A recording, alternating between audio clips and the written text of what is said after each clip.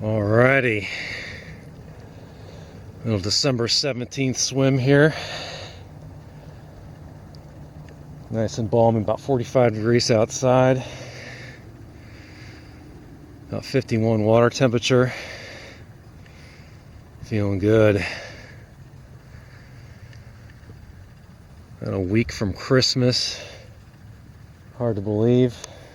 Probably celebrate the occasion with one of these then. We'll see. I still got to go kayaking in December too, so. Remember, not too long ago that seemed crazy. And here I am doing this stuff, so. The degree of craziness keeps getting crazy. I don't know how much crazier I can get than this, but I don't know, we'll see.